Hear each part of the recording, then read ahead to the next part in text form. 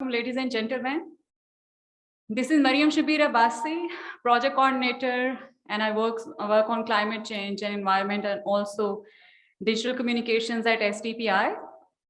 Thank you very much for joining us today for the session on post COP26 public-private partnerships and Pakistan's climate change priorities. We all know that the role of private sector is very important when it comes to achieving overall sustainable development goals, but as well as climate change goals. And in today's plenary, which is in collaboration with Unilever, which is also a public-private entity, it would be great to engage relevant stakeholders and government representatives, and also to hear a point of view of Unilever from a private side, that what can be the role. We know that the COP26 Conference of Parties 26 has just ended a few weeks ago in Glasgow, UK, where developed world was not kind of fair enough with developing countries when it comes to climate, finance, and loss and damage, and other related role. But in this session particularly, we will discuss about role of private sector and how we can achieve Pakistan's climate change priorities. So let me invite our panelists online as well as in person. So our chair of the session, Mr. Malik Amin Aslam, who is Federal Minister and Advisor to Prime Minister of Pakistan for Climate Change, Government of Pakistan, has joined us online. Ms. Rumina Khurshid Alam from Pakistan Muslim League Noon has joined us from Poland. Thank you very much, Ms. Rumina, for joining us. We have been joined by Sayyid Naveed Kamar Saab, who needs no introduction. His entire life is for Pakistan, I believe, and he is from Pakistan People's Party, and he's also member Board of Governors, Sustainable Development Policy Institute. Thank you so much, sir, for joining us today. And kind of a bit a role of private sector would be presented by Ms. Fatma Arshad, Head of Sustainability, Unilever Pakistan, and Mr. Hussain Ali Talib, Head of External Affairs, Unilever Pakistan, in their presentation. Our special remarks would be given by Mr. Amir Paratha, Chairman and CEO, Unilever Pakistan. And in person, we have been joined by, apart from these two speakers, by Senator Faisal Javed, who is representing Pakistan Tehreek-e-Insaf, but more importantly, he was at Conference of Parties this year as well, and he attended parliamentary meeting over there. So we will get to know the insights from him as well, that what really happened over there. Please join the stage, sir. And we also, concluding remarks would be given by Ambassador Shafkat Kakakhel, who is Chairperson, Board of Governors, Sustainable Development Policy Institute. And his entire life revolves around climate change and work around it. Thank you, sir, for joining. And our moderator of the session is Dr. Abid Qayyum Sudairi, who is Executive Director, Sustainable Development Policy Institute. With this little background to discuss, Hussain Talib and Fatma is also requested to please join the stage. With this short introduction, I now request Dr. Abid Qayyum Sudairi to please give welcome remarks and also initiate a discussion of today's topic. Thank you.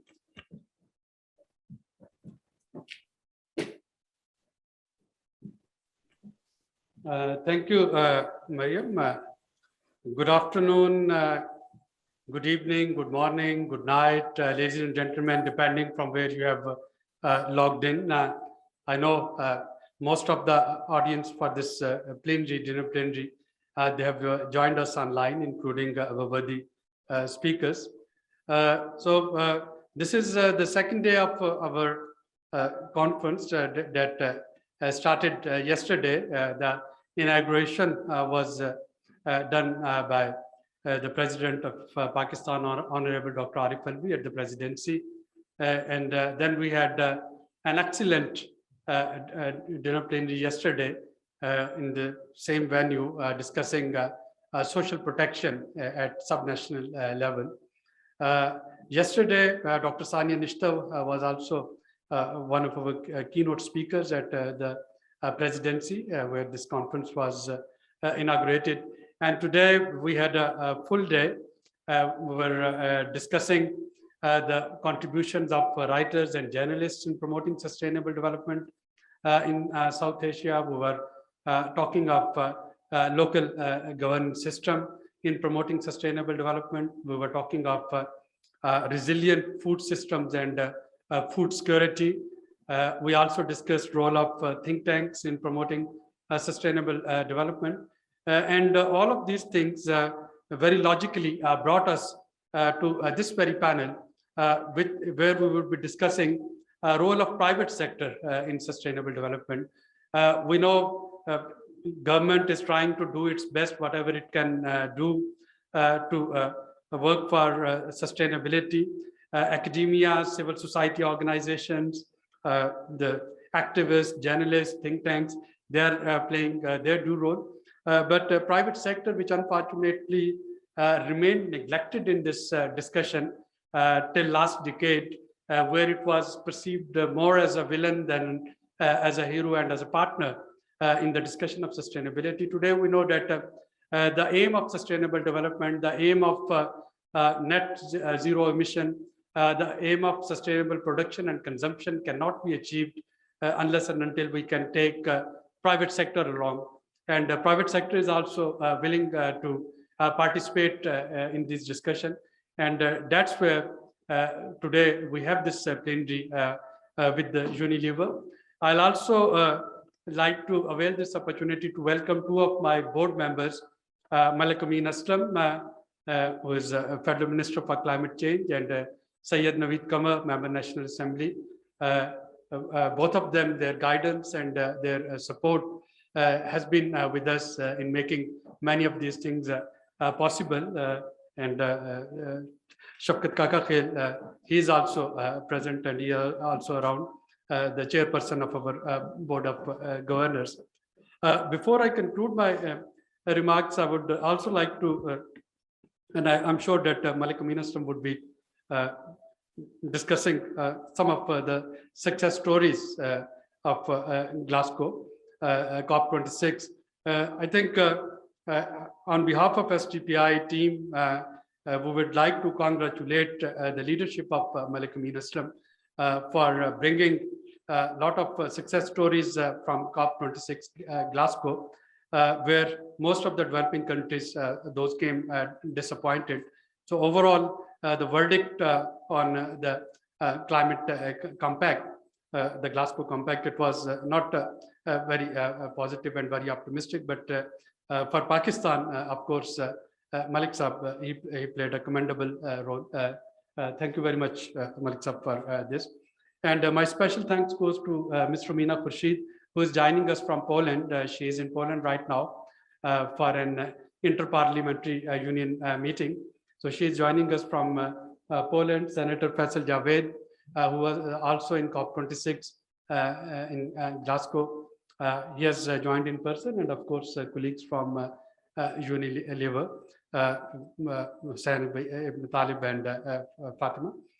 So the panel is complete. We'll start our discussion with the panel. The format is that we will have a few questions, and then I'll also come to the parliamentarians, Naveed Qamar Saab, Faisal Javed, and Romina Khurshid, so that they can also tell us about their initiative that they're taking in the parliament and its caucus on energy transition. So Pakistan perhaps would be one of the first countries where we hope to have an official caucus on energy transition. And the three parliamentarians present here, they have played a very significant role in making it happen. And of course, Malik Amin Aslam has given complete support to this idea. So the whole idea is complementarities. The whole idea is collaborating and partnering with each other. And for this, private sector partnership is also important. Yes, over to you.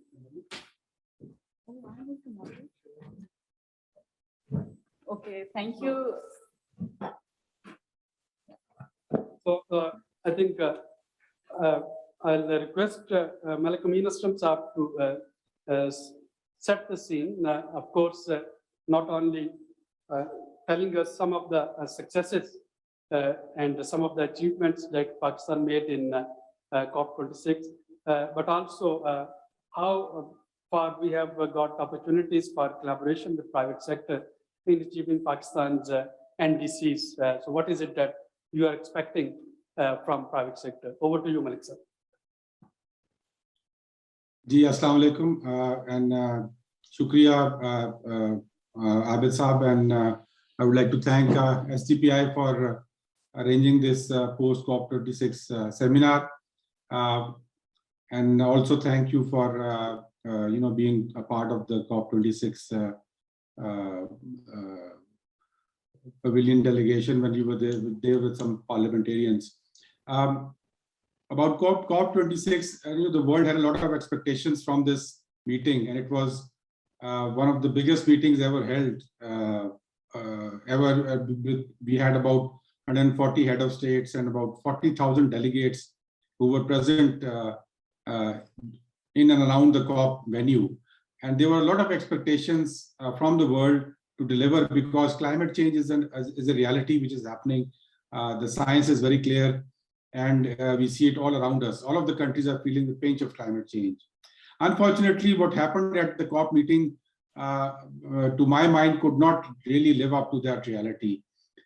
We had an agreement which was called the Glasgow Pact, but this Glasgow Pact is very long on promises, but very short on delivery. As I saw it, I saw there were two main positives coming out of the meeting, and there were two negatives. The two main positives were that, firstly, we are living in a world which is 1.1 degrees above pre-industrial levels of carbon emissions.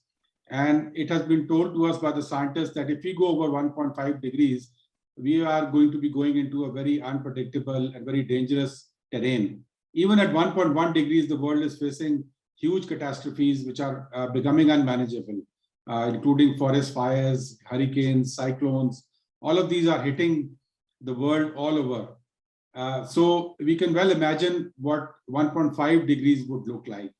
But the scary part is that just before going into the COP meeting, the NDCs, which are the commitments from the governments, when they were added up, they added up to 2.7 degrees above pre-industrial level. So that just shows that where we are today, we would be almost doubling in terms of the average temperature rise. So everybody can well imagine what the consequences of that would be. So that's was the start of the COP meeting. But after the COP meeting and during the COP meeting, a lot of countries made commitments, made their contributions to the NDCs. And at the end of the meeting, we were able to bring this 2.7 degrees down to between 1.8 and 2.4 degrees. So that was a positive, that we saw a world which was collectively changing direction on climate change. It is not an easy thing to do for the world to collectively move on anything, but to see that this directional shift was happening. This was one of the positives of the COP meeting. The other positive that I saw was that, especially for the private sector, the signals were very clear. And the signals were that we are going to be in the very near future looking at a decarbonized world, and a world which will be going in a nature positive direction. So these two signals were the main two directional shift signals that were there. And although, in the negotiation arena, you would still see a weakness of these signals, but in the pavilion arena, where all the private sector was, the directions were very clear. So we had huge agreements being signed, private sector companies coming up and pledging a lot of their future, which was going away from fossil fuels and towards clean energy. So that was a very positive sign, and the momentum for that change that we saw especially in the private sector arena was the strongest I've seen in the climate talks, and I've been involved with this for over a decade now.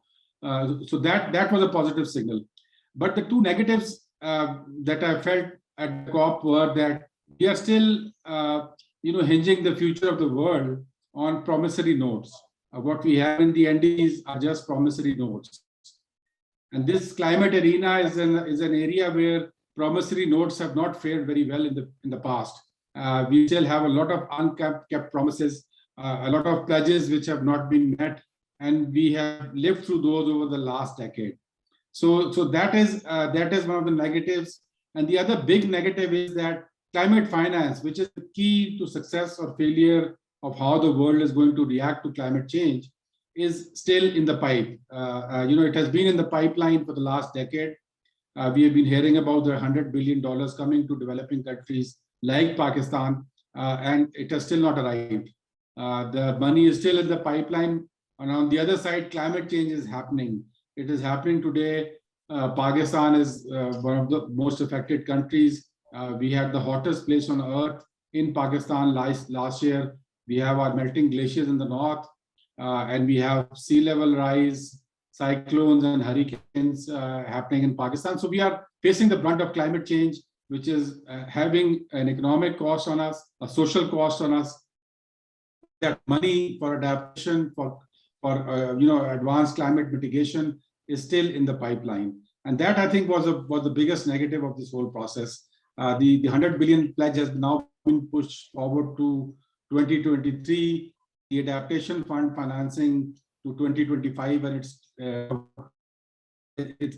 I think it's losing. We are losing time on this, and countries like Pakistan really do not have time on climate change anymore. But in a nutshell, I thought that at least from the private sector side, there was a lot of shift. We had the $1 trillion agreement signed, which had all the banks, the IFIs, the big private sector companies coming in and saying that they'll be shifting towards net zero. Now, the net zero debate was also something on which Pakistan took a very different stance to the world. Whereas the world was moving towards net zero in 2050, 60, and 70, we said that a net zero is not important as long as you don't do anything in the coming decade. So a net zero in 2060 means nothing if there is no action plan for the next 10 years. And that's what we did. We gave an action plan for 10 years, and we did not give a net zero. And I think by the end of COP, we had a lot of research coming out, which was actually criticizing the net zeros and saying that really endorsing the stand that we had taken, because all the net zero announcements that were made at COP, 90% of those did not have a 10-year framework plan for the next decisive decade, which is 2020 to 2030. On our part, we came up with a very clear plan. Our NDC was touted as one of the clearest directional shifts in the world.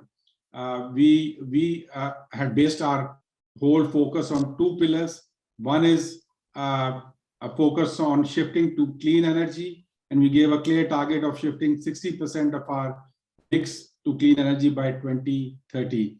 Secondly, we based our development on nature-based solutions, and we gave examples of our 10 billion tree project, which has been ongoing since 2014. We gave the example of our protected area initiative, in which we have increased our protected areas by 50% in the last 1 year. And we gave example of the Recharge Pakistan project, which is about to start in Pakistan and is going to be using our flood waters for recharging the wetlands and restoring our groundwater aquifers. So I think what Pakistan's message was at this COP really resounded at a global level, because Pakistan was not just talking, but we were taking climate action. And the big demand at the COP was for climate action. And here was a country which was actually on the forefront and not just talking, but walking the talk on climate change by investing in clean energy, by investing in nature positive solutions. And at the end of it, the two main pillars of the Glasgow Pact are also clean energy shift and a nature positive world. So we were very well aligned with this global framework. and we were a step ahead of the other countries in terms of action, and we could show and prove that we are taking action on the ground. And I think that was the reason why we had a very busy pavilion. The Pakistan pavilion was touted as one of the most visited pavilions. We had about 25 plus side events that we arranged at the pavilion, which included showcasing all the climate action that we are taking. We had more than 50 bilateral meetings with all the head of the organization. So these was very high level meetings with head of the UN agencies, the World Bank, ADB, their presidents. They all visited the pavilion and appreciated Pakistan's efforts and also Pakistan's clear direction on climate change. We also got acknowledged because one of the important things at these COP meetings is to remain engaged in the negotiation process in a very influential manner. Pakistan went in as the vice president of the COP, and we came out with the vice presidency being given to Pakistan for another year. We are also part of we got elected to 8 very important committees on the COP negotiations, and these committees are where you have all the ideas discussed and then floated into the COP process. It includes the loss and damage committee, which is something which has just started and which is going to be very important for Pakistan. Also in the coming year, we are going to be heading the Asia Pacific group. So for all the countries in Asia, Pakistan is going to be the voice of Asia at the climate talks. And most importantly, we are going to be, from January onwards, we've got elected to chair the G77 plus China group, which is about 134 countries, all developing countries. So for the next year, Pakistan is going to be chairing and voicing the concerns and the aspirations of 134 developing countries. So there was clearly a very strong acknowledgement for Pakistan's vision. At the COP itself, there were 2 main accolades which were given. UNEP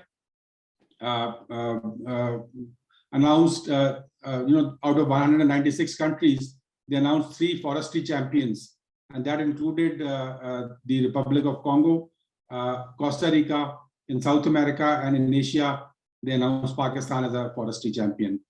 Similarly, the UK government announced 4 nature leaders, countries who are investing and trusting in nature-based solutions. And Pakistan was amongst the top 4 countries in 196 countries, which included out of the 4, Maldives, the state of Gabon in Africa, and Costa Rica and Pakistan.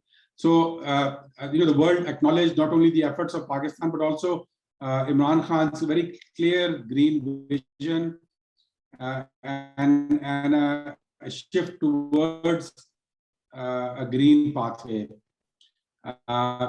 Just before we went for this meeting, the World Bank actually came up with very all over the world to see, which were the countries that they were lending to, which were then using that money to go on to a climate change positive pathway. And Pakistan was the #1 country in the world, with 44% of the money that we get from World Bank being put on a climate friendly trajectory. So they announced this just before the COP, and we used this statistic to also flag the world that Pakistan is already on this pathway. Though we are not a big emitter, we are showing the world that we can have development along with a climate friendly trajectory. So this was a very strong message that came out. Coming out of the meeting, we had a number of very productive sessions, and as Abid Saab rightly pointed out, although developing countries were at the end complaining about climate finance and the non-availability of climate finance, I thought that with bilateral arrangements, although the multilateral process is still very slow, the money in the multilateral process is still not coming. But at the bilateral level, there were a number of successes for Pakistan. We got an agreement and a financial pledge of 150 billion euros in the next year of grant money from Germany. Their minister came to our pavilion to announce that. We got 50 million pounds announcement by the UK government. Again, their minister came to our pavilion to announce it. That's going to be spent on water-based adaptation for Pakistan. We also got engaged with a very innovative instrument at the COP. It is called the Energy Transition Mechanism. Now, this is a mechanism which has just been floated by the Asian Development Bank. And the idea is to have an instrument which can unlock countries out of existing polluting infrastructure. So, for instance, a coal project that Pakistan is tied in for the next 30 years because of a decision by the previous government. And I thought there were some criminal decisions made, such as the Sahiwal coal project, which is based on imported coal, but cited in the heartland of Pakistan's agricultural economy. And we were locked in it because it's a 30-year time frame. We have to pay the capacity payments even if we close it down. But this energy transition mechanism provides an opportunity to unlock out of these projects. So Pakistan has been selected as one of the 3 countries, and I got a letter from the president of the Asian Development Bank just day before yesterday, and they have allocated funds for their technical team to come to Pakistan and do a 3-month study of all our energy projects to see which are the projects that they can help us unlock out of. So that's a very good achievement, I think, which is going to be important for Pakistan's clean energy transition. Other than that, the World Bank, as I said, had already announced figures which showed that Pakistan was on a clear trajectory, which is climate friendly. But they also endorsed very strongly our NDC. Our NDC says that since 2016, Pakistan has already reduced its emission by 9%. And by 2030, we can reduce it by 15% more using our own funds. But it also gives a challenge to the world by stating that we can further reduce it by 35% if we get a quantified money. The money is quantified as $100 billion over the next decade for clean energy transition. So this was a very clear NDC message that we came out with, and the World Bank has supported that. And they are going to be signing a long-term agreement with us on the 15th of this month. Their vice president is coming to Pakistan. And they have also announced something very innovative, which is called policy-based lending. So they are going to be giving us, concessionary financing package, which is going to be at a very low interest rate terms. And it is going to be linked with this NDC implementation. If we can implement these NDCs, we get this concessional financing, and this could be in the range of around $1 billion for the next year. So we are moving towards that. That is going to be the first of its kind in the world, and Pakistan has been selected for that. So I think overall, Pakistan went to the COP meeting with a very strong message, with a very, very clear story to tell. And it came out with a number of achievements to its,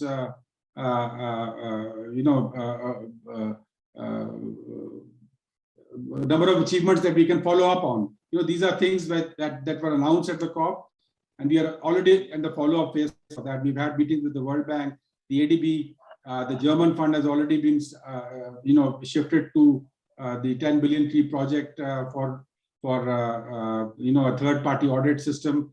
So all of these are things which are happening, and they are happening only because Pakistan had the clear vision, and also because Pakistan was a country which was not just giving the vision, but which was also showing that it had followed its vision with its own money by putting initiatives on the ground. So I think that's the message that the world also needs, that it is now time for climate talk is over. It is time for climate action, and we need to put whatever we say on the ground. Pakistan has shown that it can be done. Thank you very much.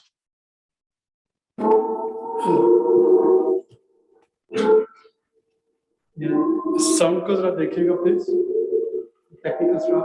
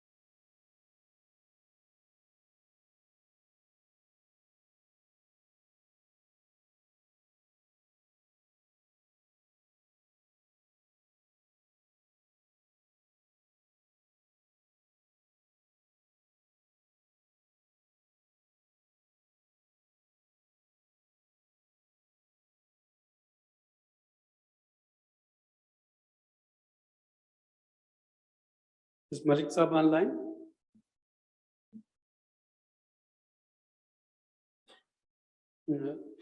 I think the connection is lost. We will get him back.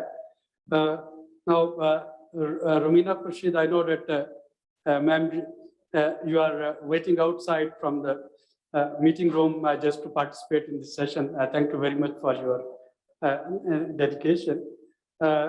You remained parliamentary secretary of climate change in the previous term.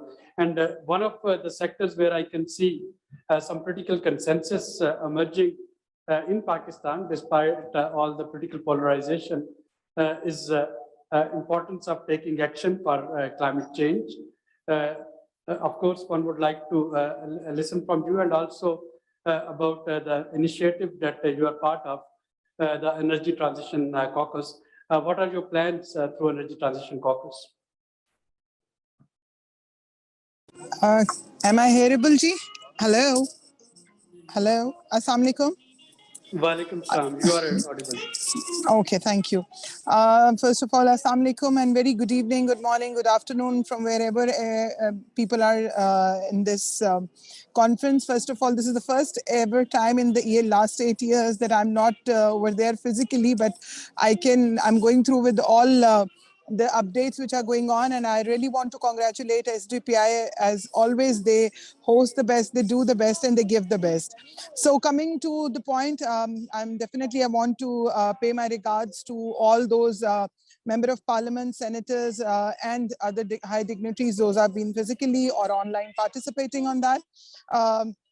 And my honorable colleague, Mr. Naveed Qamar as well, and Mr. Faisal, who is also the member with us in this Energy Caucus. And I really want to pay thanks to Unilever as well, who are very much with us on this really big initiative, and as the way they were there as well with us at Glasgow. So now coming back to the top on the subject which we were talking about, and then I really want to congratulate Mr. Amin Aslam and entire team from the private sector, corporate sector, and other sectors, and from the parliament as well, and they worked so hard. And it's really great news that Pakistan is going to be definitely still as chairing the vice presidency and other initiatives as well. Now, as we're talking about the, first of all, Mr. Abid, I want to really want to mention over here, while we talk about the private sector and corporate sector, I think there is an area where we can work a lot, need to be, I'm not saying to do more, I think we need to work with each other more. We need to understand more like how we can work along. And especially if we talk about the Energy Caucus, and if you ask me what really plans or ideas, I think there are so much capacity. I don't say that we need to build a capacity building, but I think now it's a really time to do the action. It's a time to sit and to come up with the action plans, to set the goals and to achieve the goals. And like, as Mr. Meena mentioned, that we have shared so many success stories as in the climate change or the COP26. I wish and I say that this Energy Caucus should set an example for the coming year. In that, we I think the corporate sector or the private sector, if you talk about, it's so much things where we can work, like, as there are so many areas on which we can work. And I think this is a sector which can play as a role of a bridge among each other. And especially the biggest problem, I think we need to sit in this caucus, we need to come up with the issues which we are suffering more. Like if someone asks to me, I'll say the biggest issue is, there are so many, but which can be very easily doable, that is waste management too. Then there are talking about, carbon free, we can come up with the things. Then there are how they can invest their CSR, because private sector is the sector which is always ready or willing to work, but I think there is the link missing between the private sector and the public sector, is that there is a bridge, the gap, and somehow the bureaucratical hurdles as well, because somehow the corporate sector, private sector is very pretty active, and they do the work in a quick speed, and somehow the public sector work a little bit slow. but yeah, I think where there's a will, there is a way. As there is so much noise behind me, I'll try to wind up as quick as I can. But Ms. Abid, I just wanted to request over here, as there are so many private sectors and sitting, but specifically as Unilever, as they have supported us a lot, I must say that it's not only that we should sit. I think the developing countries which are already, they're suffering a lot, as Mr. Amin Aslam mentioned about the melting glaciers, and we all know that how many issues we are facing. So I think we need to come up, this caucus should not only come up only for the Pakistan, we should expand it in a way that we should bring the people on board, in like to bring them together from the international developing sector as well, developing countries as well, because somehow, moreover, the issues are same. It is not a matter of the like we are asking for or we are begging something in a form of a money, because of course the developed countries, those are enjoying the leverages, they are doing so many things, and we are the ones, like developing countries, those are suffering more. Like if we talk about the top 10 countries who are suffering from the climate change impact, I think here is a time that we should make a pressure group, we should come up with the strategy, and these things can be done through this caucus. We can because it's really nice that we as a parliamentarian senators, all who are sitting over here, we all are on one page. And as SDPI always play a great role in all the sectors, but yes, as I served as a climate change parliamentary secretary, I still remember the efforts, the support, the technical support, not only the technical support, other than there are so many things, which I, in a very short time of period, I have done along with the SDPI. So I think while I say that where there is a will, there is a way, this is how we can work. Like, if we talk about, I still remember we talk about the urban forestation, we have talked about the green buildings, we talked about like so many things which we have done in that. So I think it's very important to, first of all, to have more often the meetings. So, in this coming, as Mr. Amin Aslam mentioned from the January, that we are going to have different meetings or Asian specific meetings. And also, I think those countries who are suffering or developing countries, this caucus can play a great role in that, and we can sit more and we can come up with the issues and the solutions and the timelines. And then, of course, yes, the guidelines and the technical support, I must say, because when the brains sit, I am sure that the proper thing will be come out. And with this, I just want to pay, because I have to rush for a session. I really want to say that, as Mr. Amin Aslam mentioned about the SDGs, I just hope that the timelines which we are talking, we will be able, we should be able to achieve, because I don't want that, and I hope the way MDGs converted into the SDGs, I don't want to see, and I wish that this climate change impact, because still we cannot forget that while I was a child, I used to hear about the ozone layer and the ozone hole, and now I think most of us, we should maybe we forgot about that, but still the issues are there. In fact, they're becoming more larger and larger. So I hope and I wish that this thing will not get more larger. We somehow will try to come up with the solutions. We should focus on the issues first, and then we should come up through the solutions. And again, the Unilever and other whoever so is coming, or they're just trying to step forward to help, because it's not a help for someone or for me or for individual. It's for the nation, it's for the country, it's for their own best. And because every corporate sector or private sector, they have their CSR, but I think if that CSR could be invested in a right and proper way, that can bring more better results, and that can help, and I think we can create the miracles too. With this note, thank you so very much. I really appreciate SDPI again and the entire team. I'm really missing this whole conference, and I wish you again the good luck, because I know lots of solutions and lots of things will come out from this conference. May God bless you all. Take care. God bless you. Khuda Hafiz.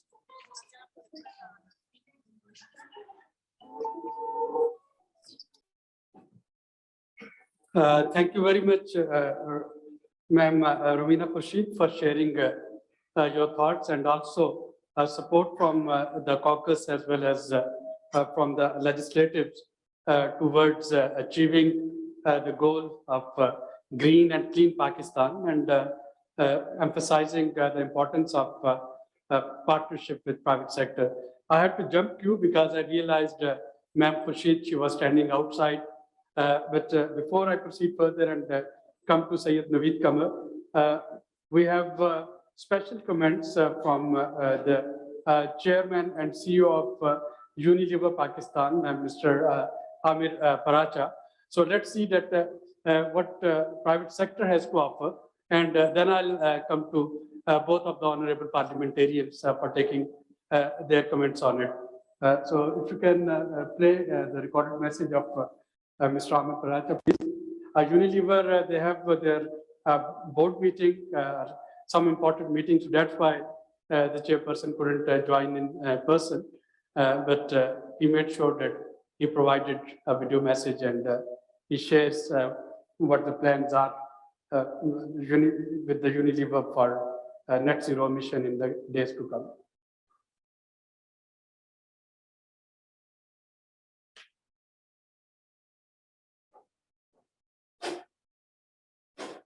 Assalamu alaikum, everyone. I'm Amir Paracha, CEO and Chairman, Unilever Pakistan. As you would know, Unilever Pakistan is committed to taking a lead on combating climate change in Pakistan. Our purpose as a company is to contribute towards planet positivity and play our role in the sustainable future of the planet. In a country that stands to be affected gravely by climate change, Unilever Pakistan is making effort to take positive climate actions as an involved corporate citizen and stakeholders, but also as a play in the ecosystem of this country. We are confident that Unilever Pakistan is one of the leading climate change activists among the corporate sector in Pakistan. And we have identified several streams that are most relevant to the needs of the country and the business in the country. These focus primarily on three areas. Number one is clean energy. Number two is clean materials. And number three, enabling the ecosystem through partnerships and advocacy. In clean energy, our factory in Rahim Yar Khan has become the benchmark for efforts in Pakistan.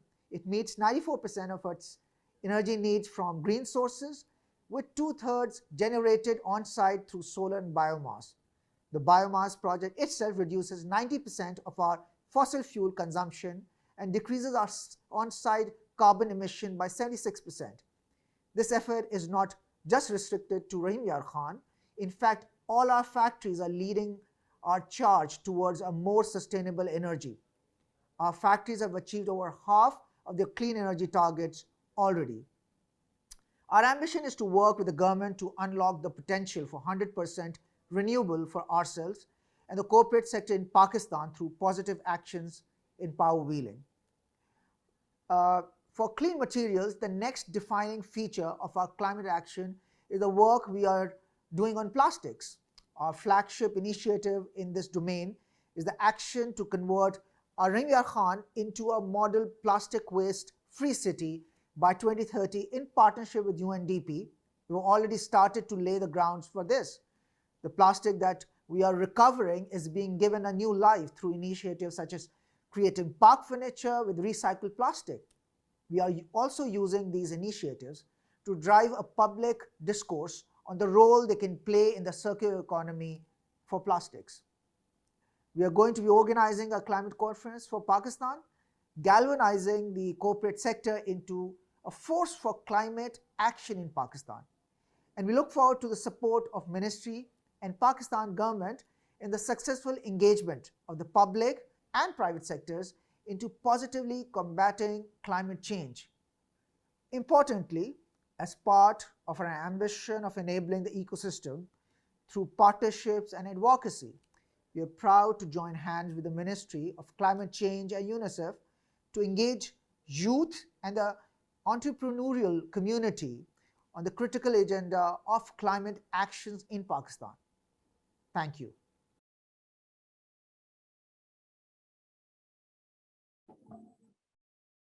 Thank you very much, Unilever, for providing this message. And the resolve is very clear that Unilever wants to utilize clean material, wants to use clean energy, and wants to promote a cleaner and greener economic growth. So the private sector, the corporate sector is willing to remain a partner and be a partner with the government of Pakistan for this mission. And that brings me to Syed Naveed Qamar, of course, a very veteran parliamentarian, needs no introduction. But Syed Naveed Qamar, I just want to go back to your initiative that you took as energy minister in your tenure. And I think you were the first one who actually started working towards renewable energy. So may I ask you that how relevant that initiative is today, and can we link corporate sector with the cleaner energy production in Pakistan?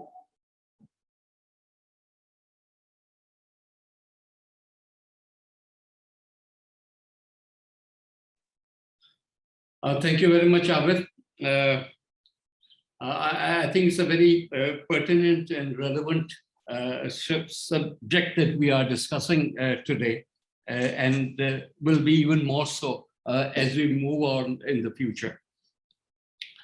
As a person who is not only a farmer, but a representative of people who are indulging in farming on the banks of River Indus, almost in the last district before the river falls into the sea, we have climate change as a constant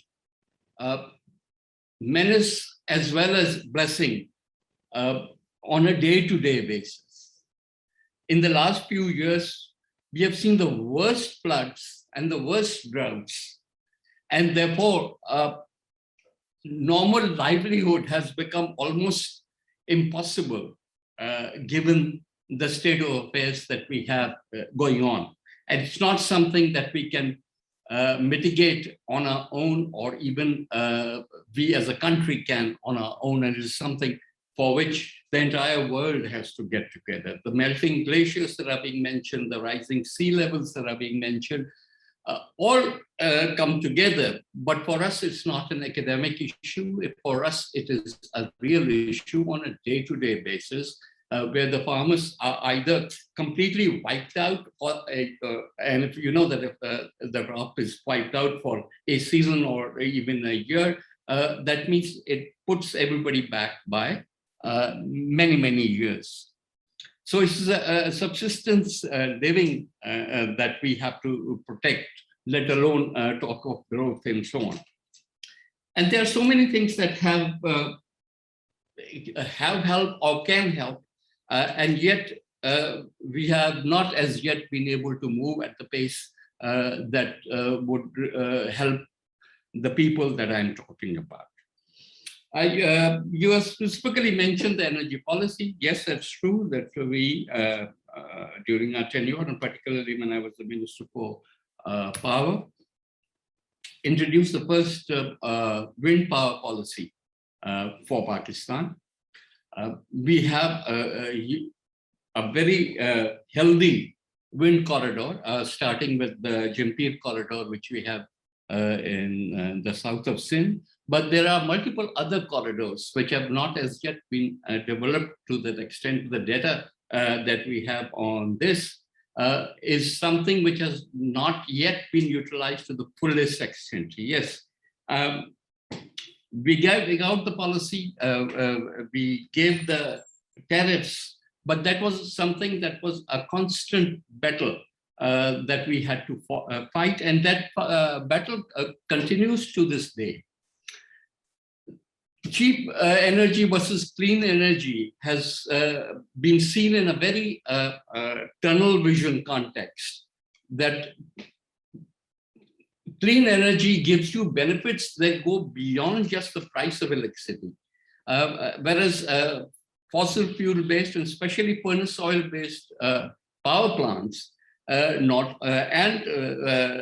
would agree that the coal-based plants, particularly on imported coal, the tariff advantage that you might have even on a marginal level is far outweighed by the amount of budgetary expenditure that any regime, any government, local, provincial, or national, will have to expand in order to meet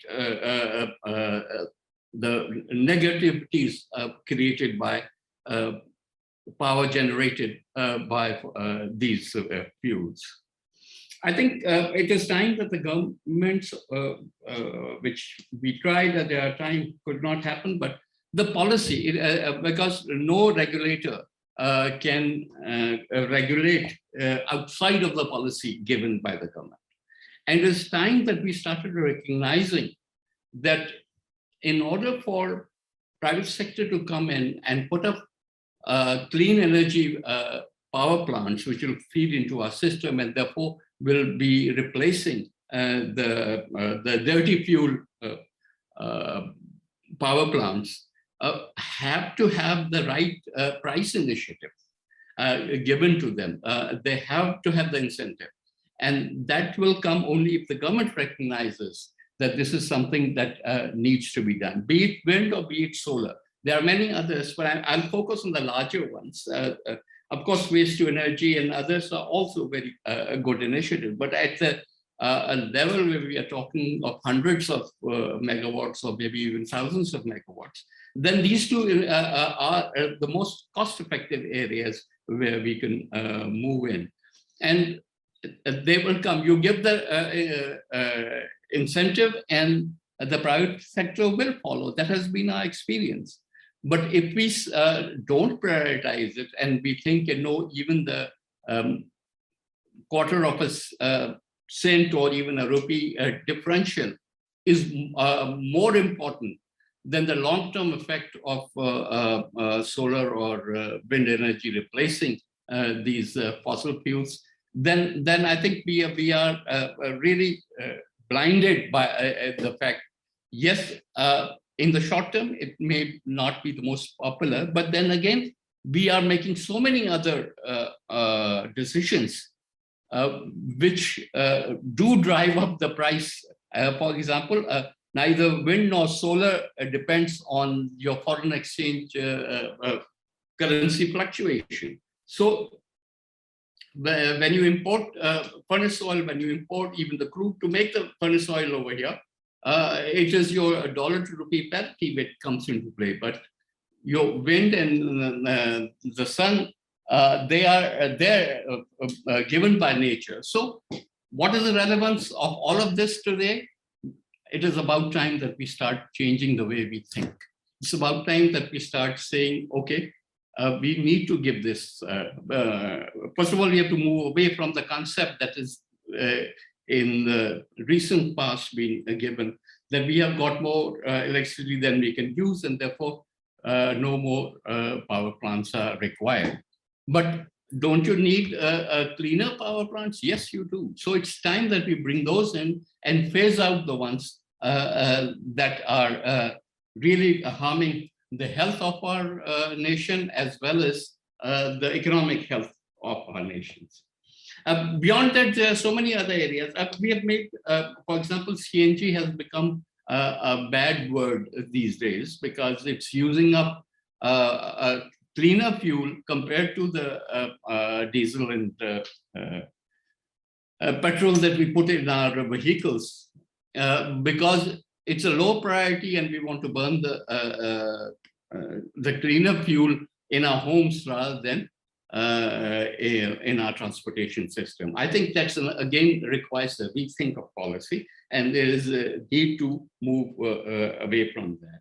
Then we need to move towards off-grid solutions as far as electricity is concerned, because having long transmission lines of thousands of kilometers results in huge line losses, again, which means more electricity generation, which means more pollution. So there are, and this list can go on and on. I don't want to dwell too long into it. And I think these are some of the things that we can bring up within our own energy caucuses and energy transition plan that we would make over there. And for once, let the parliament take the lead and come up with a policy which the government would adopt. Thank you very much.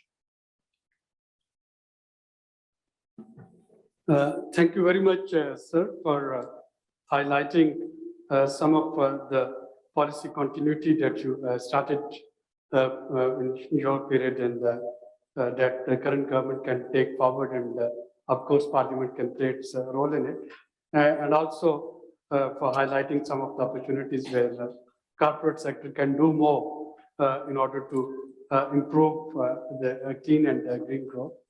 I'll come to Senator Faisal Javed, but before that, I would like to hear from Ms. Fatma Arshad, Head of Sustainability, Unilever Pakistan, her thoughts. So I think once we hear from corporate sector, arbitrary benches, you will be in a better position to give us some of the way forward. Thank you, Sir. So, when we got the opportunity, and thank you for including us, when we got the opportunity, our first challenge was realizing that we're not as accomplished, the two of us, or as experienced as the esteemed panel that we have today. So we decided to play unfair, and we said, let's use our marketing and sales experience and come up with an audiovisual narrative, and that's what we'll try to do. I'm just giving you a very quick overview of the kind of work that we're doing. But both of us will just very quickly walk you through the kind of work and the kind of ambition that we got in Pakistan. Very quickly, I think whilst Unilever is looked at as a foreign investor that's come to Pakistan, many people don't understand, don't realize that Unilever is nearly as old as Pakistan. We've been in the country since 1948. Right? We've been in Rohingya Afghan, we established our first factory, and Punjab has become one of the places where we've invested very heavily over the last 70 odd years, and we continue to invest in the country. Yeah.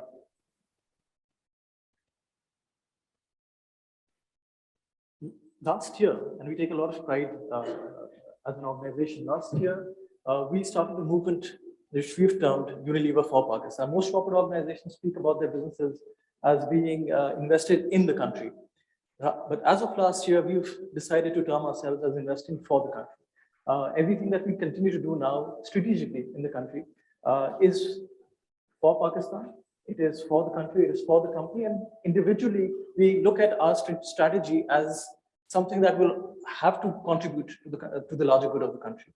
When the entire Unilever world globally was shutting down last year, Pakistan took the pragmatic decision to continue to invest in the country, and we invested 3.5 billion in Pakistan alone during COVID. We were one of the first companies, we were the first organization, corporate sector, to invest for corona relief efforts last year. We've continued to invest in PPE and product donations over the last year. And of course, public awareness has been part of our campaigns for anything that we do. And the overarching message, the reason that we've done this is because we realize, not just as Unilever, but as responsible businesses across the world, that we need to use the private sector as a force for good. Abid Saab, you mentioned, in your introduction, we need to move away from being looking at the private sector as the enemy, and now we need to look at the private sector as a partner, and that is true. And that is where the entire corporate sector across the world is moving towards. And that's the kind of ambition that we brought to Pakistan. I take a lot of pride as a Unilever employee that this is a company that is run by Pakistanis for Pakistan. And the ambition that we've got in Pakistan is that we want to become a net zero organization by 2039. Within the next 20 years, we want to ensure that there is no climate impact that Unilever Pakistan makes in the country through its operations. But more importantly, we want to show the world that this can be done profitably. It is not a CSR solution, it is an economic solution. This can be achieved in the country, and this can be achieved while continuing to make a profit by every organization. We've got 3 pillars, as Amir mentioned in this video. 3 pillars are focused largely on clean energy, where we want to make sure that we will move away our entire operations towards renewable energy. Secondly, we want to move towards clean materials. Every plastic that we put out in the country, we want to ensure that that plastic, more than that plastic, is recycled and reused back in the system. And most importantly, advocacy. A large part of our pillar work that we're going to be doing in Pakistan is advocacy, and that's built around engaging the youth. And I'm very proud to say that the caucus, especially in Glasgow, and Malik Amin Aslam Saab and the Ministry of Climate Change were very helpful in Glasgow when they came together with us to launch this program alongside UNICEF at COP26. So very quickly, I'll just walk you through two of the pillars and then I'll hand it over to my colleague Fatma. The future of energy for not just Unilever, but the entire corporate sector is going to be renewable, right? Unilever Pakistan was the first organization in Pakistan to take advantage of the State Bank's great renewable policy. It offers green financing at amazing rates. And if any other partner, any other corporate partner has not availed this opportunity, I would encourage you to look it up. The State Bank offers great incentives. We put that up in Rahimia Khan. Rahimia Khan, which is our flagship factory, is currently at 94% clean energy. The entire factory is run either on solar or biomass. And the remaining three factories that we've got in the country, all three of them, half of their energy comes from renewable energy. And by the end, as I said, by 2039, we will ensure that they have all moved to 100% energy across our entire system. This can be done in Pakistan. But this is not just something that Unilever is focusing on. I want to talk about the entire industry that's working on this. You know, we've got industry partners. Aved Saab, you might remember right before COP, we spoke to you about taking this message to the caucus. There are multiple organizations in the country, including Unilever, who want to ensure that they can move their operations to renewable and clean energy. For that, we need to, fast track the conversation on power wheeling in Pakistan. We would like to come to the caucus and bring our learnings to you and share how it can be done and how we can help to fast track that in the country. Second, the next two pillars focus on clean material and youth engagement. My colleague, I can ask you to. Sure. Thank you. One of the pillars that Unilever is driving its clean and climate action efforts through is actually plastic. And what we believe about plastics is that it's already part of the economy. How can we address that challenge? And we can address that through a circular economy. A circular economy is one that really brings together the secret sauce for sustainable development. It is responsible, it is good for business, and it gives society the sort of leverage which becomes a white space opportunity. This is especially relevant in the world of today, where plastic is already a huge part of our ecosystem. And one of the ways that Unilever is trying to address this is through three actions. We obviously want to cut our use of virgin plastics. We want to be 100% recyclable or compostable in the packaging that we already have. And we want to be responsible as an extended producer and collect and recycle and process more plastic than we are putting out there into the economy. One of the big examples, and this becomes especially relevant because when you look at a stat like that, we may not be able to surmount the K2 itself, but surmounting this K2 is very relevant and critical for our survival. In Pakistan, we have 3.3 million tons of plastic being produced annually. This is something that no company, no government, and no civil society player can tackle alone. It requires collective action.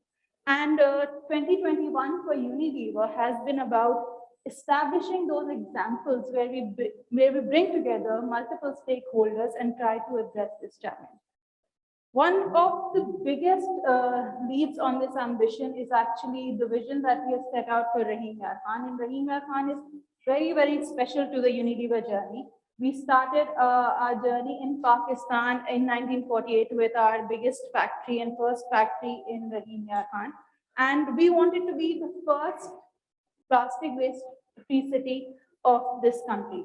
What we are doing is we are partnering with the local government and UNDP and creating a program that will help not only create a plastic waste city, but a sustainable, responsible ecosystem in Rahim Yar Khan, that generates employment, that helps collect and dispose plastic responsibly. And it becomes a use case for us to be able to bring that model across the country to other cities that can help us reduce our plastic footprint. Just for context, Rahim Yar Khan has an annual waste production of around 6,500 tons. With the pilot that we have set up, we were able to collect 2,000, which is a significantly promising result. And we welcome partners to come and work with us and be able to scale this up across the private sector. The other biggest challenge in the plastic ecosystem is generally the consumer waste. And one of the ways that we are looking at bringing that waste out of the value chain and giving it a second life is actually creating sustainable public spaces. In Islamabad, I think the city is blessed. We see beautiful public spaces, but it is still a challenge for a lot of cities across the nation. And what Unilever is doing is we are investing in the startup community and creating sustainable furniture for public spaces and parks. This is a very scalable and successful model in terms of using consumer-generated plastic waste and turning it into recyclable furniture.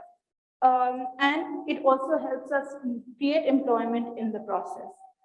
This is something that we have already started. In the past 4 months, we have been able to launch 4 parks. And the next one is actually scheduled to be launched in F9 Park in Islamabad. So you will see this in your home city as well. And of course, the big pillar is actually where companies like Unilever and the private sector can really utilize its muscle. Climate action and plastics is a public conversation. And we are trying to drive that through one of the biggest assets this country has to offer, the youth. The youth is investing and coming up with social entrepreneurial models that we want to test, invest in, and scale up, so that it is not just a conversation or a responsibility that one company or one stakeholder takes alone, but we invest in smaller players that have the right solution, but not necessarily the right scale. And this is the forefront of our partnership with the Ministry of Climate Change and players like UNICEF. And this is something that we want to openly welcome and work with other private sector companies, government stakeholders, and civil society players to scale up.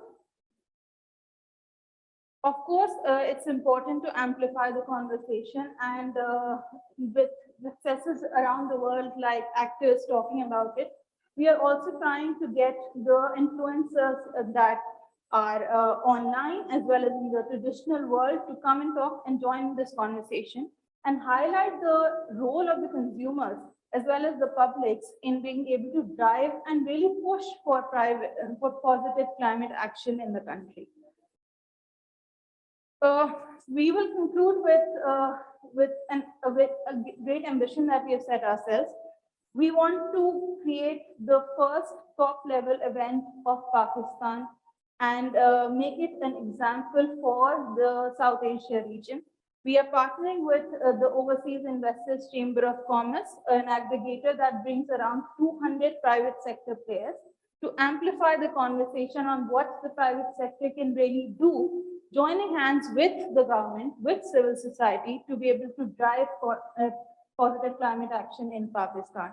And what Ms. Roshina talked about in her remarks as well, this can be the bridge between all the great efforts that are happening in pockets, and that we need a forum that brings all those together.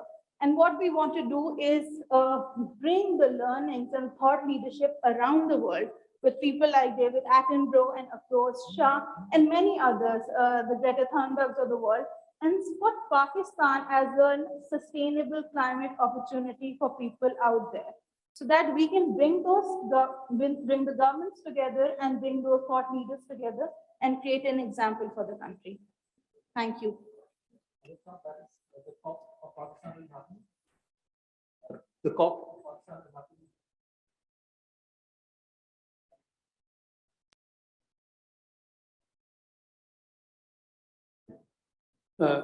Thank you very much, I wish our media can also report on some of these positive things. Especially, I'm quite impressed about your Rahim Yar Khan initiative. Of course, solid waste right now is one of the biggest challenge and problem that we are facing, not only in case of dry months when it is there, but in case of rains when it turns, when it causes the urban flooding, because it chokes all of our drainage system. Of course, your youth advocacy campaign, that is again something that need to be commended. And I hope other players of corporate sector, they would also come and join hands with you. STPI would be more than happy to be a partner with the Unilever for your February 2022 event, Pakistan's COP event. And that brings me to Senator Faisal Javed. Senator Faisal Javed needs no introduction, but one of the important things that I wanted to highlight about him, that he is one of the focal persons for many of the youth initiatives that the Prime Minister is taking. Of course, being there and leading the youth, he can play an important role in motivating youngsters to be part of this clean and green energy. But Faisal, you heard the discussion. If you can tell us briefly the future of clean and green economy in Pakistan and how corporate sector can help the government of Pakistan for this.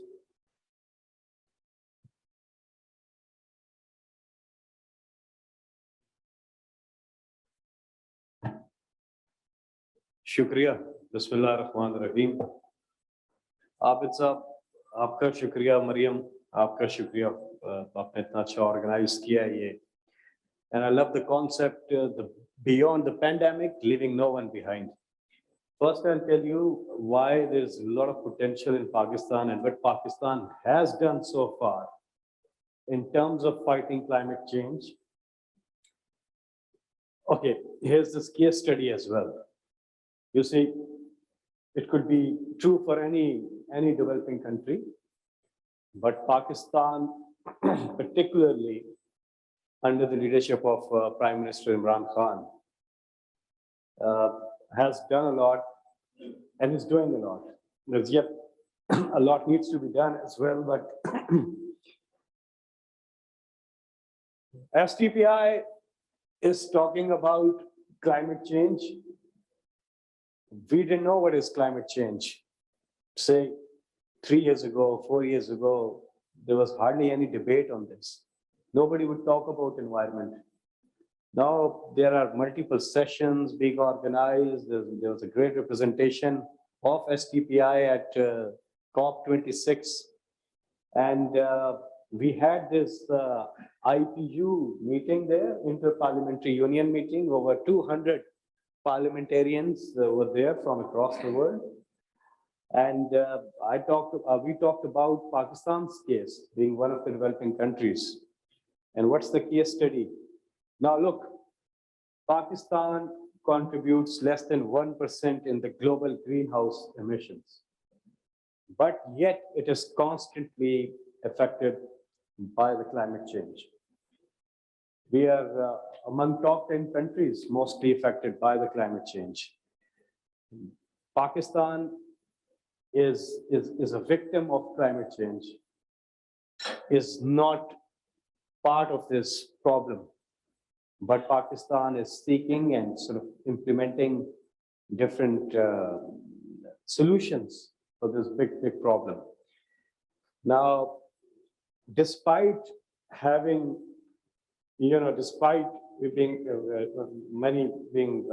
despite we are not having many resources, despite those resource constraints, Pakistan has done a lot, especially, and that it has become aspirational for many countries to get on the same, especially many developing countries, I would say.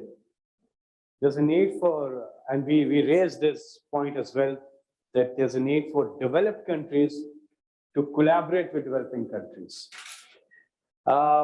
Pakistan became the first country in the world to meet the International Bond Challenge. And the challenge was of restoring over 350,000 hectares of land into forest. Pakistan restored over 600,000 hectares of land into forest, planted over 1 billion trees in the KP province. And now Pakistan has committed to plant another 10 billion trees across the country. Out of that 10 billion, 1.5 arab se zyada to lag chuka hai. Over 1.5 billion trees have already been planted. Pakistan met the UN Climate Action Goal SDG 13, and that too a decade before the deadline. Pakistan has, as Malik Amin Aslam, by the way, Malik Amin Aslam's pavilion, or Pakistan pavilion, was one of the most busiest pavilions. You were there, Unilever was there. There were multiple meetings and negotiations and talks were going on. It had more of a practical approach, which was a great sign. So Pakistan has also pledged of shifting our 60% of energy mix towards clean energy by 2030, right? And 30% of our transport on electric by the same time, 2030.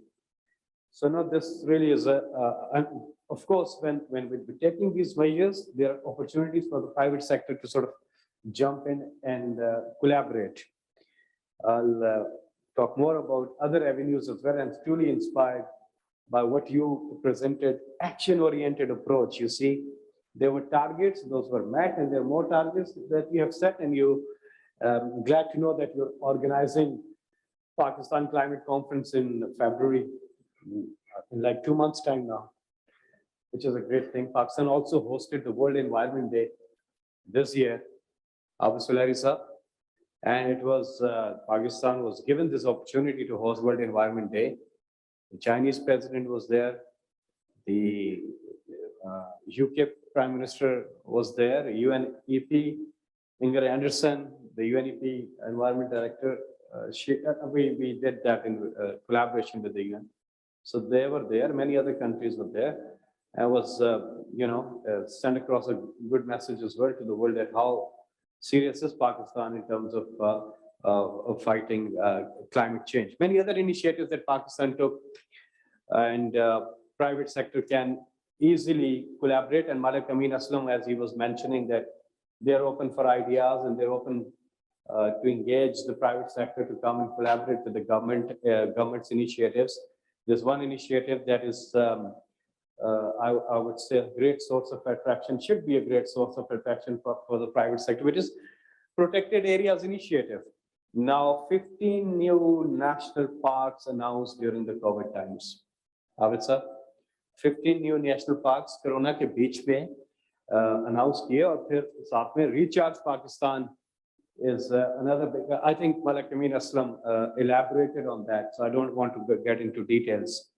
Then there's Clean Green Pakistan, and I think Unilever is very much part of it. And some of the great initiatives that you have taken at your own end, especially RYK, Raimyat Khan, about 90%, 94% has already shifted towards clean energy. So there's this Clean Green Index Pakistan, another initiative that the Prime Minister Imran Khan has taken, and of course, Ecosystem Restoration Fund. And the big one is, the big one is 10 years, 10 dams project. So decade of dams, what we call it. And, work has already started on 2 major dams, Zamir Pasha and Mohammed Dam. So within the next 10 years, 10 dams will be established in Pakistan. So 10 saal mein 10 dams banenge, 50 saal mein koi dam nahi bana Pakistan mein. Pichle 50 saal se zyada arse mein, it has been more than 50 years that Pakistan mein dam nahi bana aur zarurat bahut zyada hai Pakistan ko dam banane ki. So Faisal, where do you see corporate sector can help in all of that? Private sector, alongside my discussion, I'm mentioning many of the areas where private sector can come. I will elaborate it elaborate on it in the end as well quickly. So you'll get the. Let me ask Talib, is there any particular demand from private sector, corporate sector that you want to place, which Senator Faisal Javed maybe can link up to the.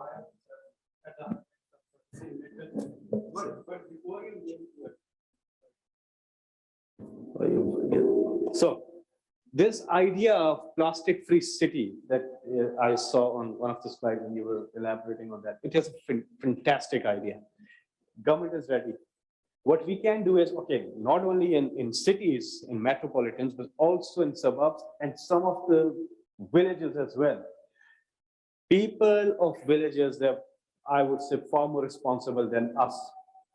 Seriously, on a serious note. They would take care of their streets, but you need to tell them what they need to do. So they especially youth, a very good, your third one, the third plan, and is youth. 70% of Pakistan population is below the age of 40. You're not one of them. But if you engage the rural, okay, I'm also not one of them, but let us say, if you engage the rural youth, they are more responsible and they're willing to sort of contribute. So this idea in itself is a big idea.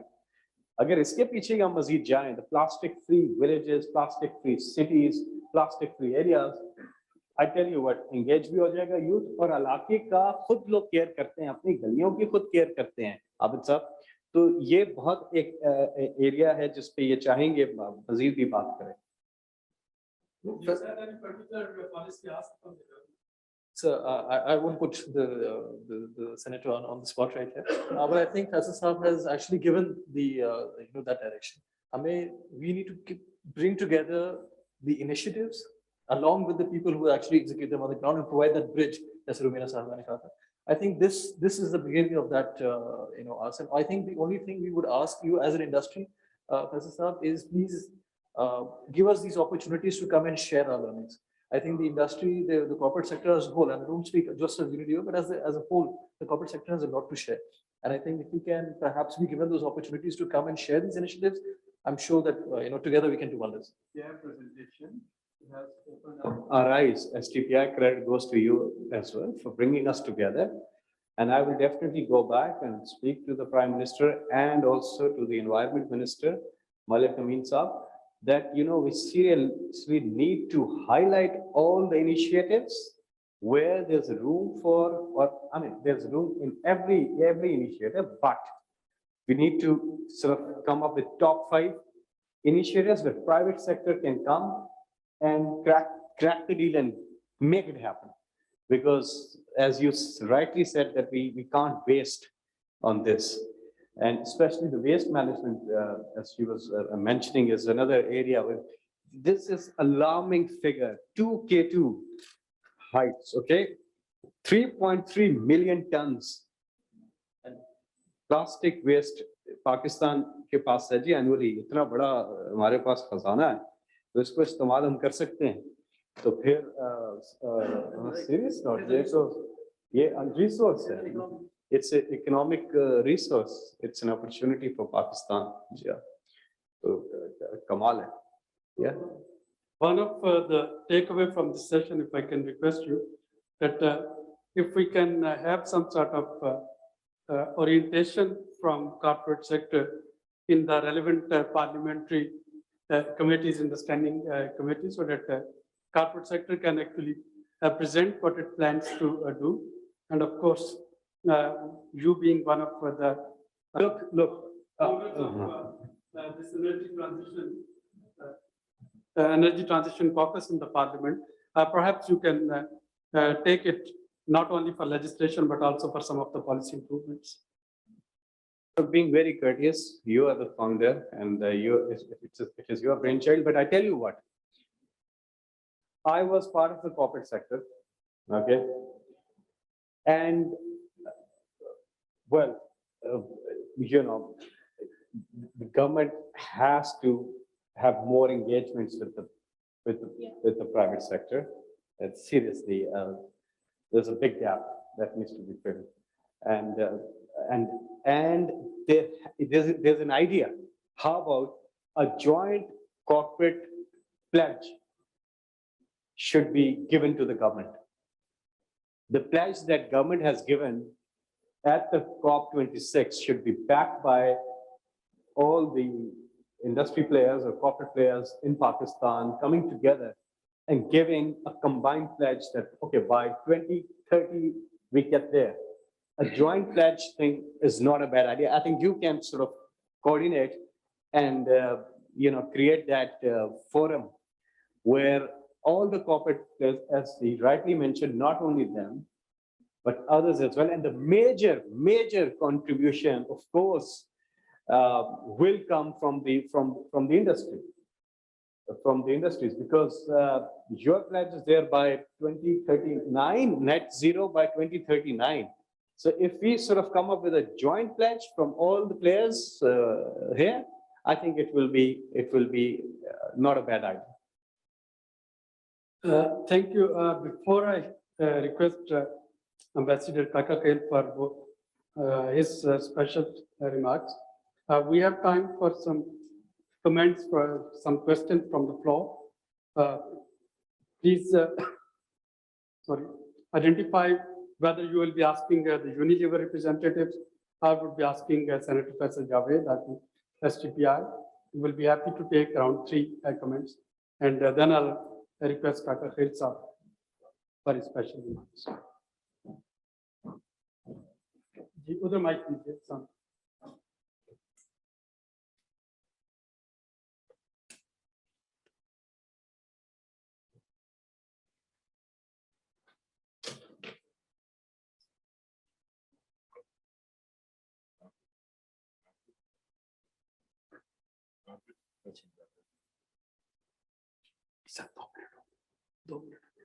Mr. Baker, yes, please.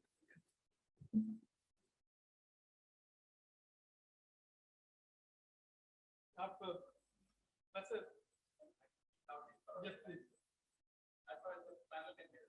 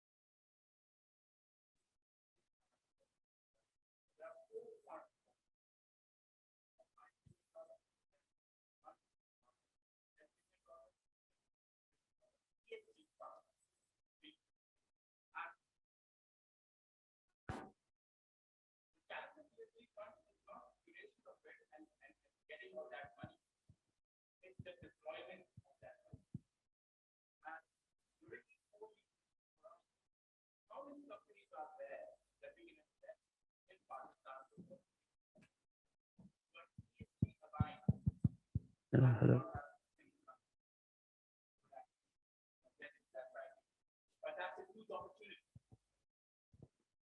There are 3 main reasons why. Hi there. Why it's an economic case, and more the private equity sector is planning to invest. One, because of the millennials, because the consumers are more conscious and they're more purpose-driven. Second, Unilever institutions like them, they have realized that it is not CSR anymore. It is social investments can give them returns as well. And it's just the right thing to do. The third thing is the government's pressure. Now they're doing things voluntarily. Great. There are a lot, I think, मैं अगर हाथ पे गिनूं तो शायद 10 institutions होंगी पाकिस्तान में जो कि voluntarily एक बहुत अच्छा काम कर रही हैं. But can we create a regulatory environment where ESG is directly aligned through PSX, and the share value of that company should be influenced on the quality of ESG and environmental initiatives and contributions they make? We recently had an ESG event in Islamabad and in Karachi, and Amir was there, and majority of the private sector was there, and they all agreed to the fact. We agree. Dr. Shamshad Akhtar was there. She agreed to the fact. But so if this thing could come from the government, then it would not be just a voluntary activity, rather than it will be a compulsory activity. So that's just something that I would like to leave you guys with. And thank you so much for listening to me. Let me collect another comment from Mr. Suhail Malik, who is not only former member of Board of Governors of STPI, but former head of IUCN. And his recent assignment was in Korea, where he was looking after Green Climate Fund. Mr. Malik, would you like to add anything in it? And then we can take response. Please give mic.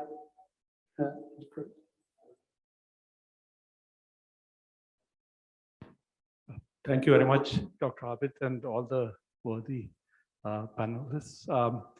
I think you've touched the point. It is the challenge all over. It's not only Pakistan. The challenge is on the interface between private sector and the bureaucracy. There is this interface which needs to be untangled.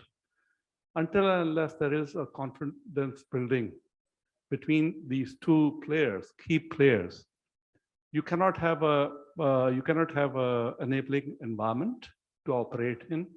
So that's something very, very important. I think I don't have a key to it. We carried money bags, and we in GCF we are at the moment 20 billion. I've retired out of it, a $20 billion fund, and they are looking at private sector to come in and play their role.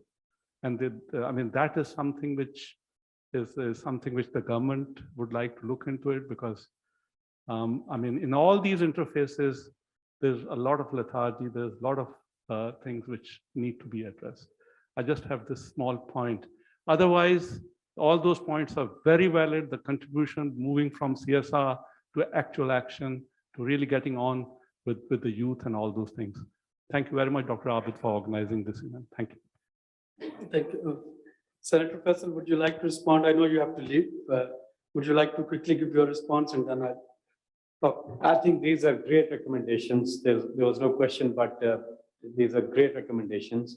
And I will definitely go back. And while you were speaking, he has already created that bridge. Credit goes to him. But I'll go back and speak to the decision makers, because it's important that they really need to get it going and make it happen. So I can always be there. I'm a bridge myself, okay? So I'll connect you to the decision makers that they should get it done. And brilliant recommendation, I would say.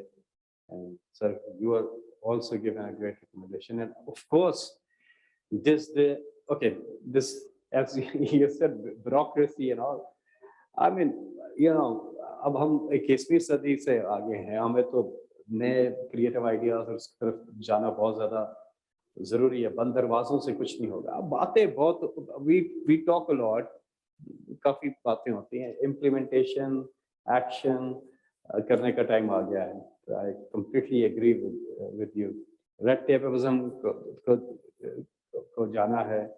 और इमरान खान साहब जो हैं वो खुद एक doer and he makes things happen very quickly. और ये सारी बातें आज जो हम कर रहे हैं environment की, clean and green पाकिस्तान की और बाकी इतनी ज़्यादा चीज़ें, इससे पहले तो ये बातें भी नहीं होती थी. अब तो काफ़ी चीज़ें ऑन ग्राउंड हो रही हैं और हो रही हैं. लेकिन आपकी बहुत ही अच्छी राय है जो कि आला हुकाम तक पहुंचना बहुत ज़रूरी है. और उसके लिए मैं आबिद साहब आपसे भी यही रिक्वेस्ट करूंगा कि जब आप इतने लोगों को इकट्ठा कर देते हैं और एक राउंड टेबल भी आप इस पे रख दें आने वाले दिनों में, कि आपस में बैठ करके गवर्नमेंट के जो की प्लेयर्स हैं, जो कि डिसीजन मेकर्स हैं, वो एक कॉन्फ्रेंस हो सकता है कि जितना हमारा कॉर्पोरेट सेक्टर है, प्राइवेट सेक्टर है, वो बैठा हो और सामने वो गवर्नमेंट के नुमाइंदे वो बैठे हों जिन्होंने चीज़ें करनी हैं. तो दोनों मिल बैठकर और उसका फिर एक आप उस कॉन्फ्रेंस का एक प्रैक्टिकल प्लान, यानी कि जिस चीज़ पे एग्रीमेंट हो वो निकालें. और मेरा ख्याल है कि एक प्रैक्टिकल अप्रोच की तरफ हमें जाना होगा. Thank you very much. बहुत शुक्रिया सेनेटर फैसल. आपको just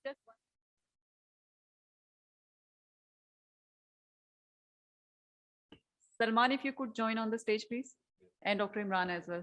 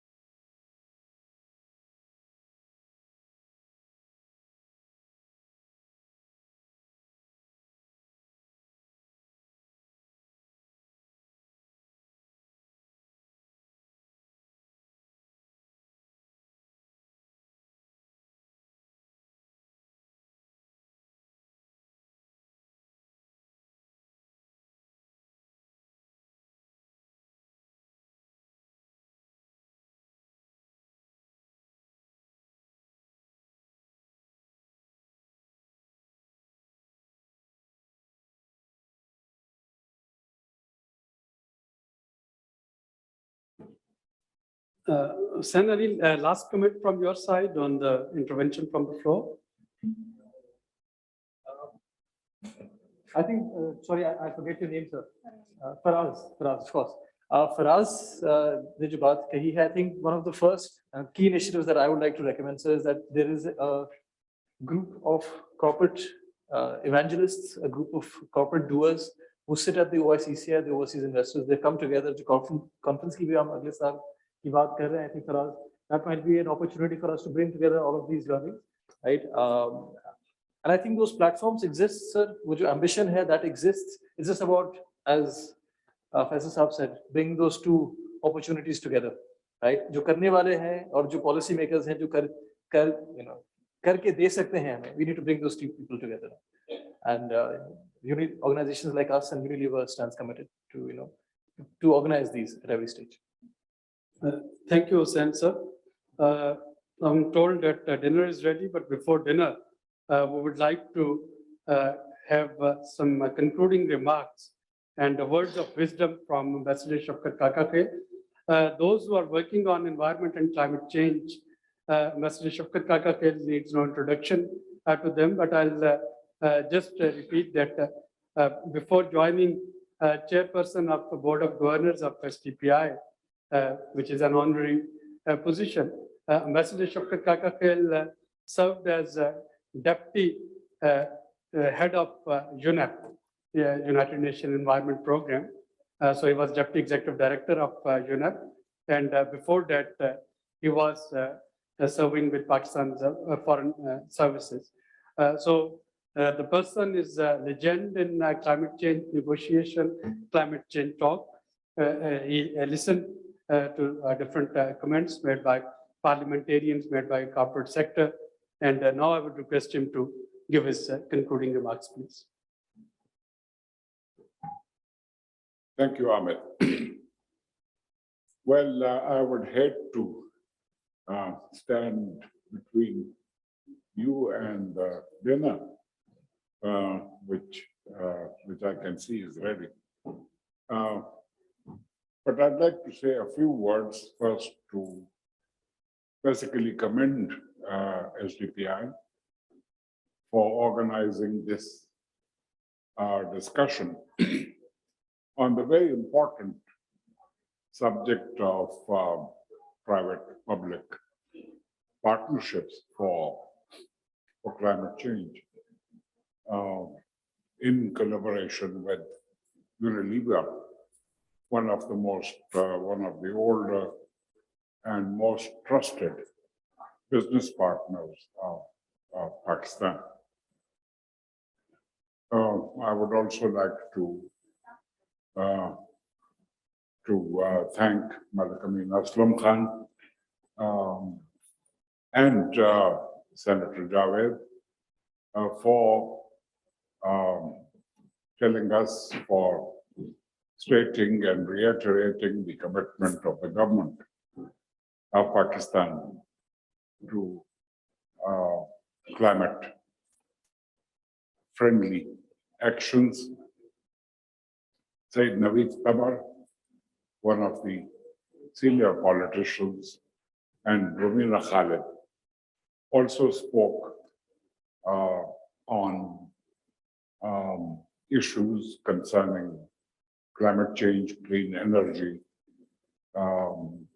which are also very relevant.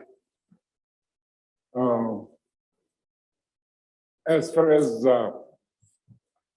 I can see, there has been a tremendous evolution in the development of the consensus on the importance of public-private, or I was actually struck by the title private-public partnership, because one is normally used to public-private partnerships. There has been an evolution. In the Rio conference, which adopted Agenda 21, there is a recognition of the role of private sector, but only in relation to clean production and responsible entrepreneurship, what you call the CSR. But in 2015, when the Paris Agreement was agreed, the Paris Agreement basically depends for the climate stabilization objective on actions, nationally determined actions of countries. And if you look at all the NDCs, most of them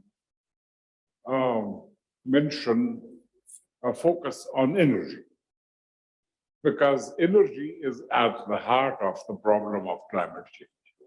It is the use of fossil fuels for energy that created the problem of climate change. So the solution is not to give up energy, but to change the sources of energy from fossil fuels to renewables. And so the private sector is expected to help with the implementation of the NDCs. The change in the attitude towards climate, towards private sector, is because both the role of the corporate sector and the role of state have changed. Today, you have corporate bodies whose resources equal the GDP of dozens of developing countries. So you just can't imagine the scale of resources that the private sector can muster and mobilize. But there are challenges. I was looking at a report of the World Bank. So far, only 2% of the funds that have been made available for adaptation have come from the private sector. And that is why the World Bank, the Plan of Action 2021-25, focuses on measures that could help the private sector in investing in adaptation. Because for developing countries which did not create the problem of climate change, the existential challenge is adaptation. How to cope with the consequences of climate change. So that is why if you look at the Glasgow Climate Pact, it refers to the role of private sector in the adaptation section. Paragraph 14 is actually belongs to the section on adaptation.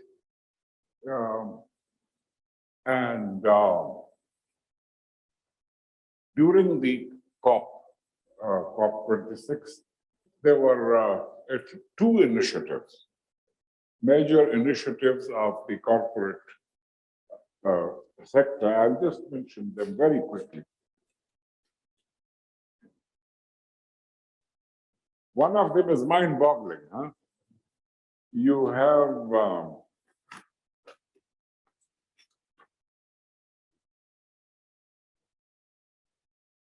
it's called the Glasgow Financial Alliance for net zero, which means you become carbon neutral. Whatever carbon you generate, you have means of sequestrating or balancing it. This is the coalition of 450 financial firms across 45 countries, which jointly manage $130 trillion. And they have pledged to align their practices with the objective of net zero by 2050. A similar pledge has come from Climate Finance Partnership, which is a partnership between BlackRock and the governments of France, Germany, and Japan, as well as dozens of American business concerns. So, as far as I can see, what does the private sector require for participation in climate-related projects? The private sector wants a clear vision in the country which is seeking their collaboration. They want relatively stable and continuous policies, not day-to-day changes and fluctuations. They also need guarantees of robust governance and guarantees of investment and dispute settlement. What happened in Reko Diq was a disaster as far as restoring or gaining the confidence of private sector is concerned. As far as the government of Pakistan's initiatives are concerned, it will have less problems in attracting support from the corporate sector, from the business sector for energy-related projects, because these are bankable projects. But I'm not sure if the government can mobilize the private sector for the Recharge Pakistan or the national parks and protected areas, because the private sector needs a profit motive. You can't go to Unilever's board of directors and say, we are doing it for the birds, we are doing it for the wild animals. The board of directors will say, you go home and do those things, we will find a replacement, to head the organization. So the problem, the challenge will come, how to make nature-based solutions which do not have a clear profit angle.